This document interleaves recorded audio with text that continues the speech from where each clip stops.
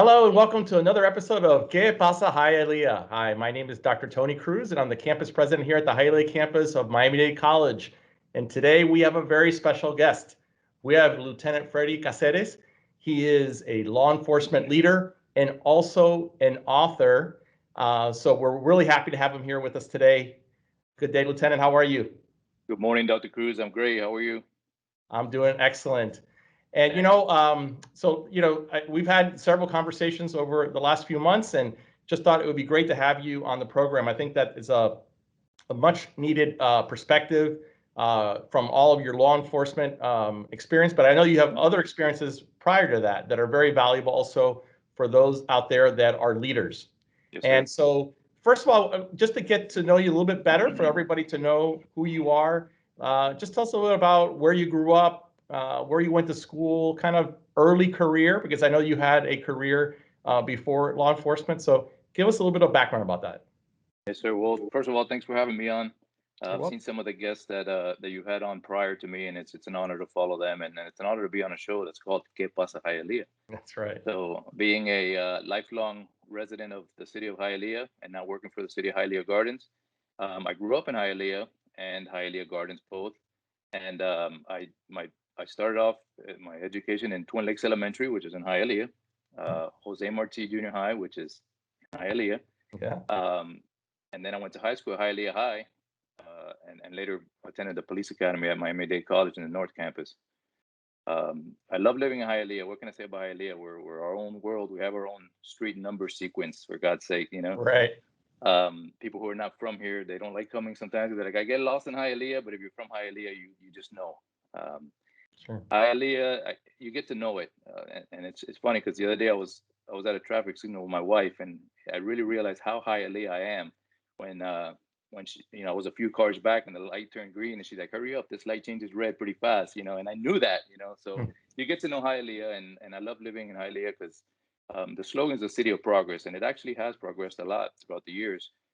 I could actually remember when all we had was Piccadilly and Red Lobster, right, on 49th Mhm. Street. So if we wanted to go to Olive Garden, we had to go to Pines, or we had to go to Kendall to eat Sure. at different restaurants. So now we got it all. We got Starbucks, Longhorn, Olive Garden, and you're getting an Outback right across the street. Right I'm sure you across the guys are street happy on about that. 49th Street. Yeah. Yes, Yeah. sir. You guys can walk over there. Yeah. So yeah, definitely.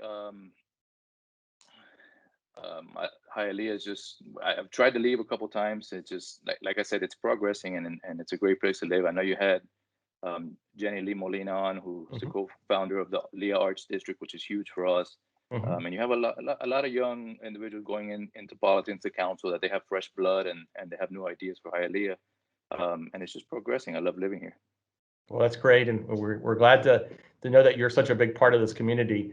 One thing that now turning a little bit more to the law enforcement side, Hmm. and like I said, you are our first guest from the law for Oh, leader, good. law That's enforcement great. leader, and I That's think great. it's a great perspective because Yes, sir. the country's gone through a whole lot in the last year and a half, not just with the pandemic, but there's been Yes, a sir. lot of civil unrest, a lot of Hmm. demonstrations here, necessarily not in Hialeah, but I know in Miami and Hmm. across the country, and I know that makes it more challenging for law enforcement. Yes, And sir. so I wanted to get your perspective on how that has impacted your role as a law enforcement leader.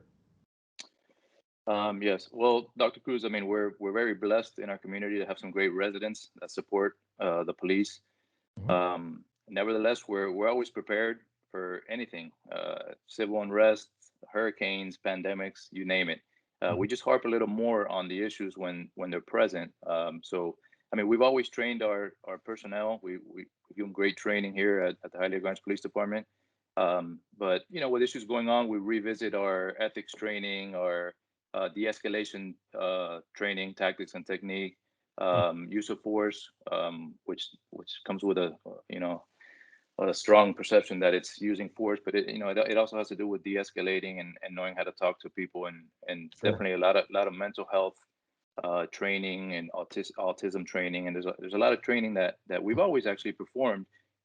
Just when issues come around, we kind of harp a little more on those, and we revisit them and just pass it on to our personnel so they could provide the best service possible to our residents. Well, that's great, and we do appreciate your leadership and also your team. in the police department, because keeping us safe is actually obviously a very important thing for us. So Yes, sir. we do appreciate the sacrifices that all your team members and all officers do on a daily basis to make our community a safer community. So Well, thank you for I appreciate that. I appreciate that, Dr. Cruz. and so, you're a law enforcement leader, but in addition to that, you're an author, right? Yes, sir. And Yes, sir. so a few months ago, we met here in my office, and you gave me your book, and I did read your book, I appreciate that. and I have to say it's a really great book. It's chock full of a lot of information, a lot of good tips for those individuals out there that want to be leaders or are leaders, and how to improve their leadership style, the things that the strategies that they use on a daily basis. And Yes. what I love about this book is it's very practical, right? Very practical in nature. People can read it and understand it and apply these the topics that you go over. I think two things that resonate with me as a leader, and I agree with a lot of things in the book, but a couple of things that resonate with me is leaders need to be lifelong learners. I think that Yes, is a critical piece of everything. And obviously, being in higher education for me, it's very important. But I know that for any leader, regardless of what industry you're in, being a lifelong learner, continuing to learn, read, is essential. And second, another thing that resonated with me is the fact that we need to motivate and support and engage our employees, the people who report to us on a daily basis, so they feel valued, right? So and feel incentivized to continue doing the work that they do, whether it be in your realm, with law enforcement, higher education, it could be banking, it doesn't matter what the area is. So those are two things that resonated with me. I want to know, this Second Nature Leadership, your book, what inspired you to write it? So coming from corporate America, working for a large telecommunications company, I worked my way up the corporate ladder, and I was an operations manager there. And there was several supervisors, field supervisors, managers, and I was witness to a lot of great leadership, a lot of good management supervision techniques, but I was also witness to a lot of ineffective leadership. Fast forward throughout the years, coming into police work, and I moved into the rank of police sergeant.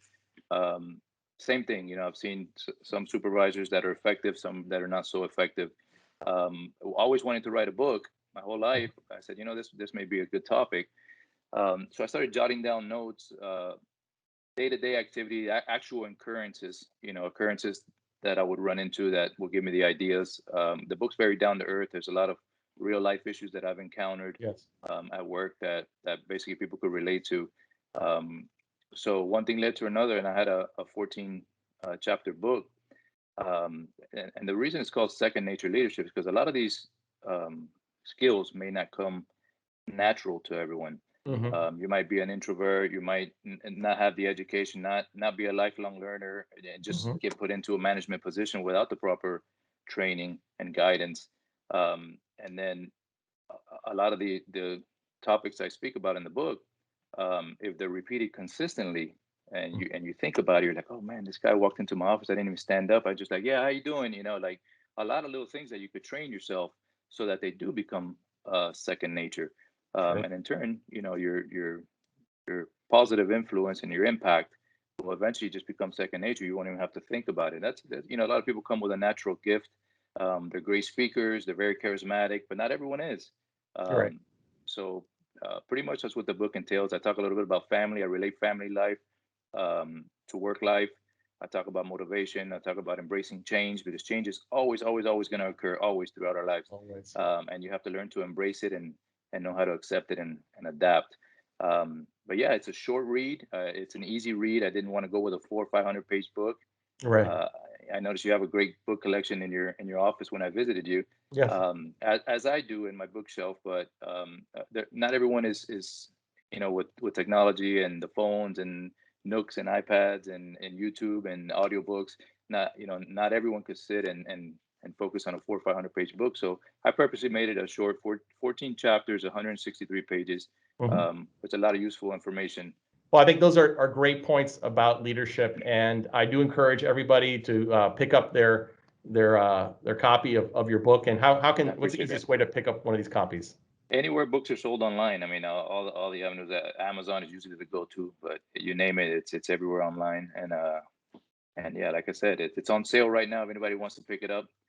But Amazon's usually the go-to site.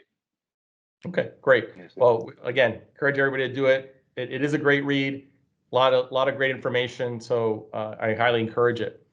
You know, I want to, the last question for you is one that I ask most of my guests, and that's, you know, you have a lot of experience, life experience, professional experience, and many of our students are either starting out their careers here as students at the college, or maybe some individuals. We have students of all ages, right? So we have students that are 18, but we have students that are 55, you know, are coming back to school.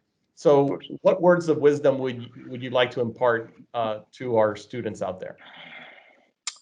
Dr. Cruz, I'd let them know to press on. Great things don't come easy. It's almost as if success was designed with obstacles in place. So I'd tell your student that pretty much success is impossible without some sort of struggle. Pretty much I'd tell the student to utilize failure as fuel. And when they do encounter those walls, just remember to press on.